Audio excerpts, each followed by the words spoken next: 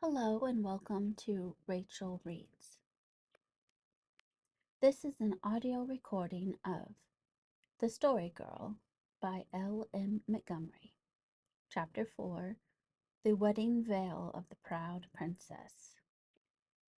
Published in 1911, this book is in the public domain. Chapter 4, The Wedding Veil of the Proud Princess. When we had lived for a fortnight in Carlisle, we belonged there, and the freedom of all its small fry was conferred on us. With Peter and Dan, with Felicity and Cicely and the Story Girl, with pale grey-eyed little Sarah Ray, we were boon companions.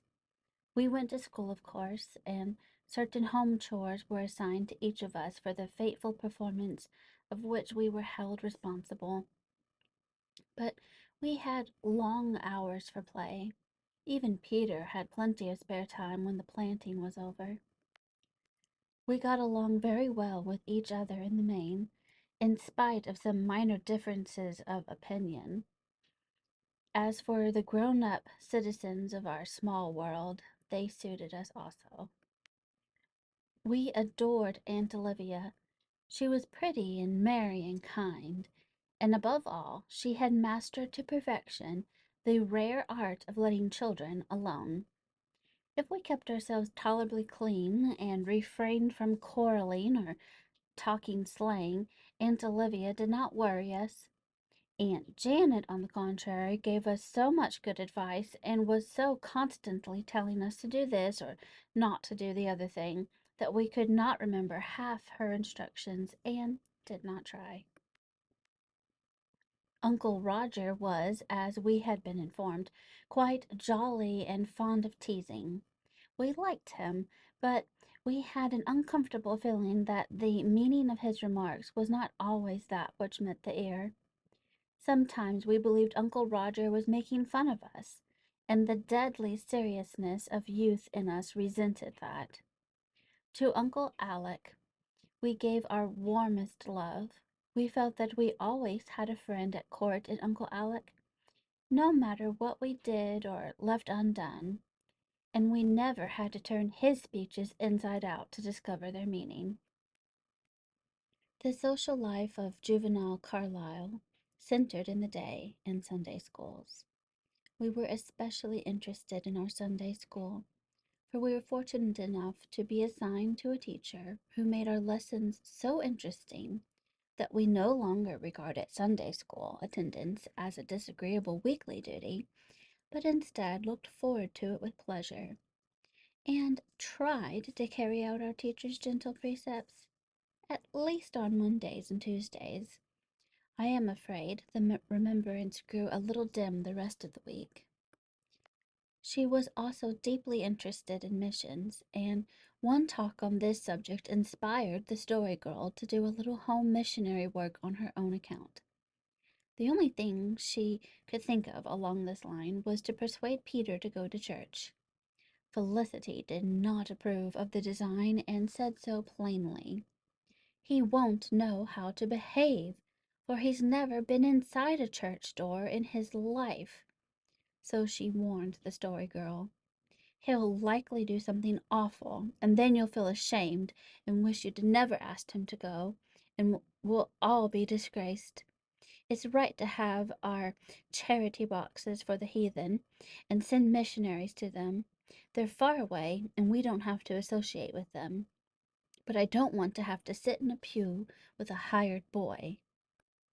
But the Story Girl undauntedly continued to coax the reluctant Peter. It was not an easy matter. Peter did not come of a church-going stock, and besides, he alleged, he had not yet made up his mind whether to be a Presbyterian or a Methodist. "It isn't a bit of difference which you are," pleaded the Story Girl. "They both go to heaven. But one way must be easier or better than the other, or else they'd all be one kind," argued Peter. "I want to find the easiest way, and I've got a hankering after the Methodist. My Aunt Jane was a Methodist." "Isn't she one still?" asked Felicity. "Well, I don't know exactly. She's dead, said Peter. Do people go on being just the same after they're dead? No, of course not. They're angels then, not Methodist or anything, but just angels. That is, if they go to heaven. Supposing they went to the other place? But Felicity's theology broke down at that point. She turned her back on Peter and walked disdainfully away. The Story Girl returned to the main point with a new argument. We have such a lovely minister, Peter. He looks just like the picture of St. John my father sent me, only he is old and his hair is white. I know you'd like him, and even if you are going to be a Methodist, it won't hurt you to go to the Presbyterian church. The nearest Methodist church is 6 miles away. You can't attend there just now. Go to the Presbyterian church until you're old enough. But supposing I got too fond of being Presbyterian and couldn't change later if I wanted to, objected Peter. Altogether, the Story Girl had a hard time of it, but she persevered, and one day she came to us with the announcement that Peter had yielded. He's going to church with us tomorrow, she said triumphantly. We were out in Uncle Roger's hill pasture, sitting on some smooth, round stones under a clump of birches. Behind us was an old gray fence, with violets and dandelions thick in its corners. Below us was the Carlisle Valley, with its orchard and bowered homesteads and fertile meadows. Its upper end was dim with the delicate spring mist. Winds blew up the field like wave upon wave of sweet savor, spices of bracken ferns and balsam. We were eating little jam turnovers, which Felicity had made for us. Felicity's turnovers were perfection. I looked at her and wondered why it was not enough that she should be so pretty and capable of making such turnovers. If only she were more interesting. Felicity had not a particle of the nameless charm and allurement which hung about every motion of the Story Girl, and made itself manifest in her lightest word and most careless glance. Oh well, one cannot have every good gift. The Story Girl had no dimples at her slim brown wrists. We all enjoyed our turnovers except Sarah Ray. She ate hers, but she knew she should not have done so. Her mother did not approve of snacks between meals or of jam turnovers at any time. Once, when Sarah was in a deep thought, I asked her what she was thinking of. I'm trying to think of something Ma hasn't forbidden, she answered with a sigh. We were all glad to hear that Peter was going to church, except Felicity. She was full of gloomy forebodings and warnings. I'm surprised at you, Felicity King, said Cicely severely. You ought to be glad that poor boy is going to get started in the right direction. There's a great big patch on his best pair of trousers, protested Felicity. Well, that's better than a hole, said the Story Girl. God won't notice the patch. No, but the Carlisle people will, retorted Felicity, in a tone which implied what the Carlisle people thought was far more important. And I don't believe that Peter has got a decent stocking to his name. What will you feel like if he goes to church with the skin of his leg showing through the holes, Miss Story Girl? I'm not a bit afraid, said the Story Girl staunchly. Peter knows better than that. Well, all I hope is that he's well washed behind the ears, said Felicity. How is Patty Cat today? Asked Cicely, by way of changing the conversation. Patty isn't a bit better. He just mopes about the kitchen, said the Story Girl anxiously. I went out to the barn and saw a mouse. Had a stick in my hand. I fetched it a swipe and killed it stone dead. Then I took it to Patty. Will you believe it? He wouldn't even look at it. I'm so worried. Uncle Roger says he needs a dose of medicine. But How was he made to take it? That's the real question. I mixed a powder in some milk and tried to pour it down his throat while Peter held him. Just look at all the scratches I got. And the milk went everywhere except down poor Patty's throat. Wouldn't it be awful if anything happened to Patty? Whispered Cicely. Well, we could have a jolly funeral, you know, said Dan. We looked at him in such horror that Dan hastened to apologize. Well, I'd be awful sorry myself if Patty died, but if he did, we'd have to give him the right kind of a funeral, he protested. Why, Patty is just like one of the family.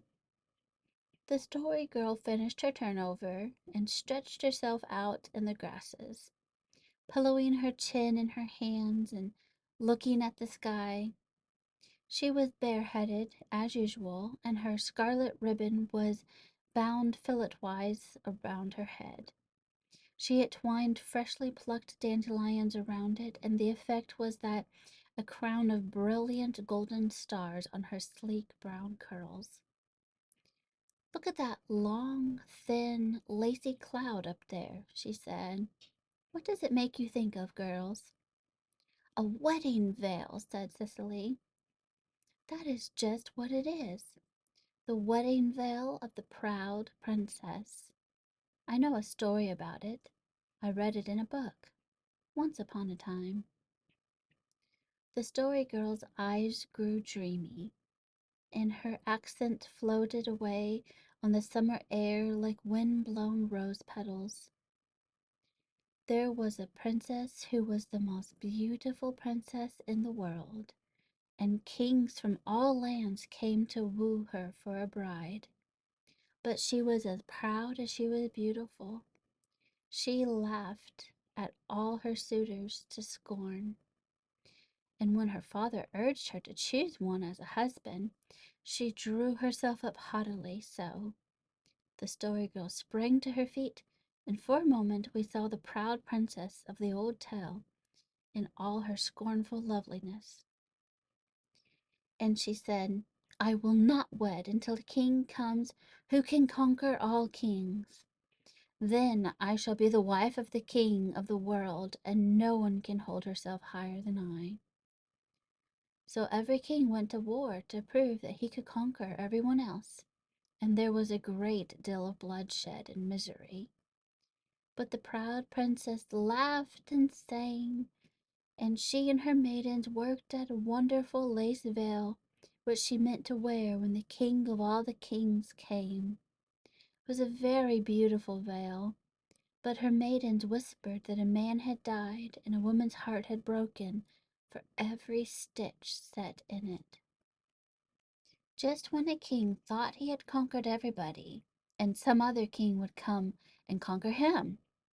And so it went on until it did not seem likely the proud princess would ever get a husband at all. But still her pride was so great that she would not yield, even though everybody except the kings who wanted to marry her. They hated her for the suffering she had caused. One day a horn was blown at the palace gate, and there was one tall man in complete armor with his visor down, riding on a horse. When he said he had come to marry the princess, everyone laughed, for he had no entourage, no beautiful garment, and no crown. But I am the king who conquers all kings, he said. You must prove it before I shall marry you, said the proud princess. But she trembled and turned pale, for there was something in his voice that frightened her. And when he laughed, his laughter was still more dreadful. I can easily prove it, beautiful princess, he said, but you must go with me to my kingdom for the proof. Marry me now, and you and I and your father and all your court will ride straight away to my kingdom. And if you are not satisfied, then, that I am the king who conquers all kings, you may give me back my ring and return home free of me forevermore. It was a strange wooing, and the friends of the princess begged her to refuse. But her pride whispered that it would be such a wonderful thing to be the queen of the king of the world, so she consented. And her maidens dressed her and put on the long lace veil that had been so many a year's making. Then they were married at once, but the bridegroom never lifted his visor, and no one saw his face. The proud princess held herself more proudly than ever, but she was as white as her veil, and there were no laughter or merrymaking, such as should be at a wedding, and everyone looked at everyone else with fear in their eyes. After the wedding, the bridegroom lifted his bride before him onto his horse, and her father and all the members of his court mounted their horses and rode after them. On and on they rode, and the skies grew darker, and the wind blew and wailed, and the shades of evening came down. And just in the twilight they rode into a dark valley filled with tombs and graves. "Why have you brought me here?" cried the proud princess angrily. "This is my kingdom," he answered. "These are the tombs of the kings I have conquered. Behold me, beautiful princess. I am Death." He lifted his visor, and all saw his awful face. The proud princess shrieked. "Come to my arms, my bride," he cried. "I have won you fairly. I am the king who conquers all other kings." He clasped her fainting form to his chest and spurred his horse to the tombs. A tempest of rain broke over the valley and blotted them from sight. Very sadly the old king and court rode home, and never, never did any human eye behold the proud princess again.